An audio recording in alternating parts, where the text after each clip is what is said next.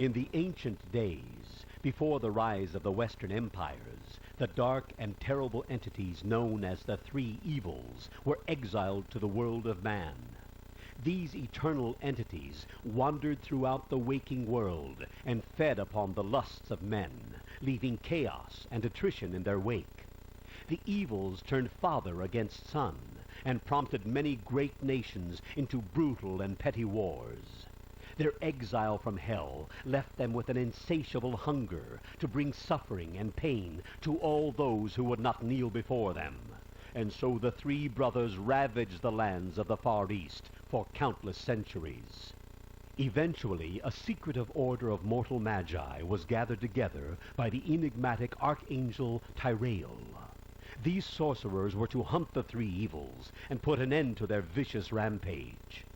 The order, known as the Horadrim, consisted of wizards from the diverse and numerous mage clans of the East.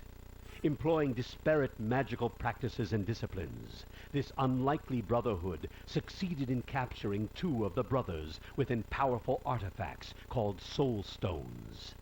Mephisto and Baal, trapped within the swirling spiritual constraints of the soul stones, were then buried beneath the dunes of the desolate eastern sands. The powers of hatred and wanton destruction seemed to diminish in the east as a nervous peace began to settle over the land. Yet for many decades the Horadrim continued their grim search for the third brother, Diablo. They knew that if the Lord of Terror was left untamed, there could never be any lasting peace within the realm of humanity. The Horadrim followed in the wake of terror and anarchy that spread throughout the western lands. After a great battle which claimed the lives of many brave souls, the Lord of Terror was captured and imprisoned within the last of the Soul Stones by a group of Horadrim monks led by the initiate Jared Kane. These monks carried the cursed stone to the land of Kandaras and buried it within a secluded cave near the river Talsand. Above this cave, the Horadrim constructed a great monastery from which they could continue to safeguard the soul stone. As ages passed, the Horadrim constructed a network of catacombs beneath the monastery to house the earthly remains of the martyrs of their order. Generations passed in Kandaras, and the numbers of the Horadrim slowly dwindled.